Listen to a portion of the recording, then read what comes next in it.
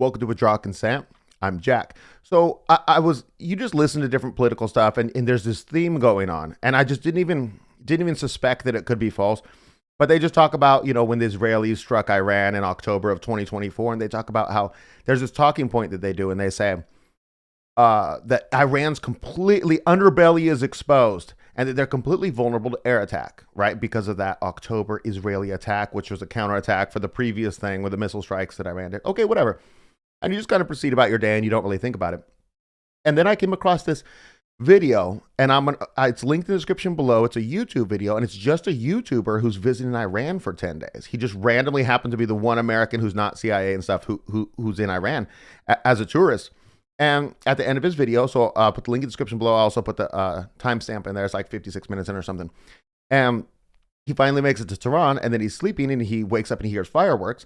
And so he goes out and he looks, and he's filming these missiles coming in at Iran, and Iran's just shooting down all the missiles.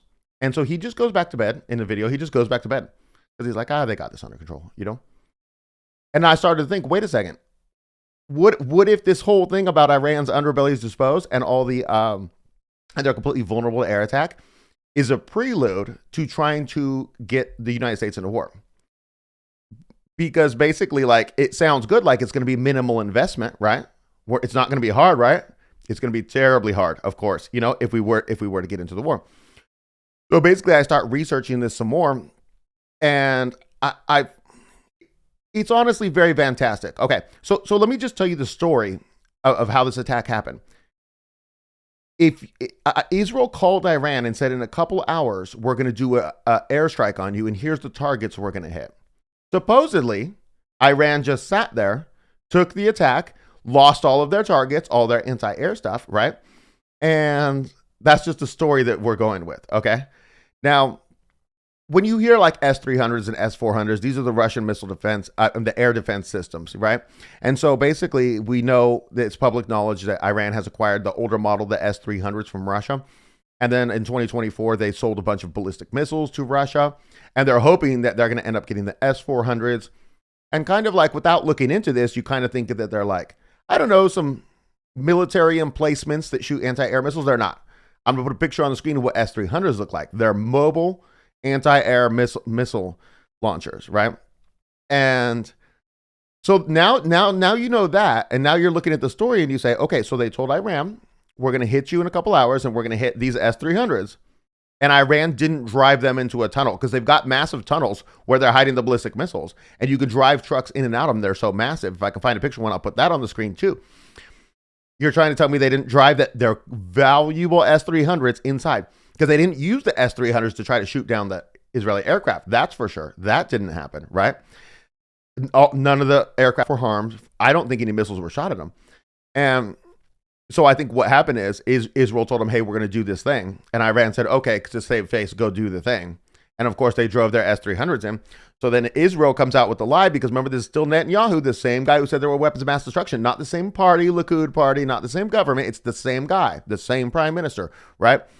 And they're telling us, so where else do we find information about this? And I found that there's all these wild, just weird nonprofits in Washington, D.C., and they pay these people to print these articles that are absolutely insane. Let's look at one real fast, okay?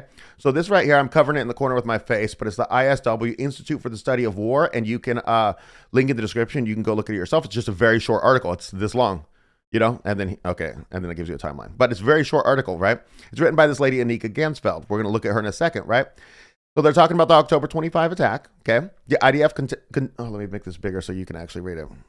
Now I've lost it. Stupid web page. Okay. The IDF conducted precision strikes targeting around 20 locations across Iran, including facilities tied to the Iranian drone and missile programs and air defense network. So this is the stuff that's underground, right? The strikes initially appeared to cause very little collateral damage and casualties. Even though the strikes caused relatively little visible destruction, they will likely have significant and long-lasting consequences by disrupting Iran's ability to produce certain kinds of ballistic missiles for itself and its partners, as well as by severely degrading Iran's ability to defend against future air attacks. So Iran didn't defend against the air attacks, so they didn't use the S-300s, right? But they lost all their S-300s. I'm sorry, this is just a nonsensical story.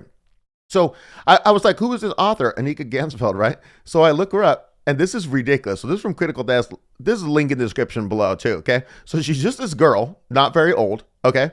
She's graduated from Georgetown with a bachelor's in regional comparative studies, but she's the Iran team lead for the Critical Threats Project, this page, at the American Enterprise Institute, the AEI, which is just another nonprofit that puts out these bogus articles.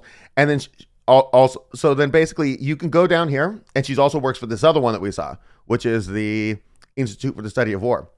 And she just writes these articles, and now people have stuff to refer to. You know, they like, you can look it up and say, oh, but the AEI, the Department of this and that, we got all these articles, but they're coming from Anika Gansfeld, a very young lady with a bachelor's degree.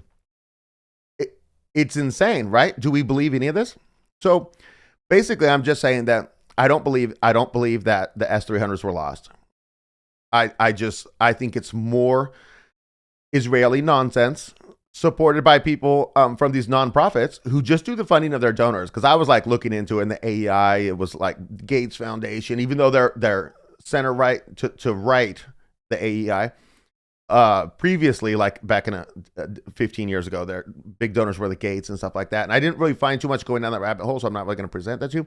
But it's just basically you donate to these nonprofits, and then they put articles out to promote wherever you're going with it. It has nothing to do with reality. And then people in Congress or wherever, or even in the news, can just refer to these articles and be like, look, it's a thing. The underbelly is exposed. There's no evidence that the underbelly is exposed. This is nonsense. And so I think this is because, so this guy, Kurt Mills, was on Tucker Carlson. And I don't really know who he is, honestly, but he said something I thought was interesting. He said that during a Democrat administration, you need to worry about war with Russia. During a Republican administration, you need to worry about war with Iran, right? And so I feel like the AIPAC lobby is going to, and all those people are going to push for this war with Iran. And this is one of the precursor steps that we see happening, and nobody's challenging it. And so I want to challenge it. I want to encourage you to look at these situations critically. And if you find anything like this that I haven't found, because I just found this, and this is from October, put them in the comments below. I read the comments, and I want to know the things that I'm missing, because we don't want to be duped, you know. And even if a small amount of us don't want to be duped, we just don't want to be duped, regardless of the reach of the channel or anything like that. I just want to throw some interesting facts on here that were also from the guy who went and visited Iran, which is in the description. But basically, they've taken the museum that the students captured in 1979. The embassy that they captured in 1979 in Iran, and they've turned it into the Museum of Espionage, which I thought was interesting. And basically, they got all these anti-American murals out there. And I'm going to put some pictures of them up on the screen because I want to just show you guys what they got going on, because I think it's pretty interesting, right? So you've got this one, and this is the Statue of Liberty, obviously crushed. You know, that one's just whatever. You know, you got this one's interesting, right? So you've got the stars above the eagle into the Star of Remphan, which is interesting. The eagle's holding, looks like, I don't know what that is in its right hand, but in its left hand, it's needles, obviously. And on the ground, on the left side of the image, you see all the weapons and ammunition. On the right side of the image, you see, look at all these different drugs. There's marijuana, LSD, all types of stuff here. Just medication. You got this one, which is an American flag, skulls for stars, and troops for the stripes. And you could totally understand like what they're thinking here with the aggression in the area. That this totally makes sense. Here you got like a airplane shooting a laser or something. It's obviously a U.S. plane, and it's got bats up there. You got this one, Down with USA. It's got the skull and bones for the stars, and it's got Statue of Liberty. But can you understand why they see us like this? What? Okay, and this one honestly is terrific. This is like a werewolf with a Captain America shield, and he's turning into a soldier who's chasing a lady with her bag. Here's another shot of it here. This is actually a better shot of it. And it's like, how, from their perception, can you see how this totally makes sense? Anyways, that's what I got for you. Tomorrow I'm going to do an episode on dispensationalism and how it absurdly leads Christians to Christian Zionism, which is very important to combat so that we can regain our sovereignty as Americans. Anyways, hope to see you there.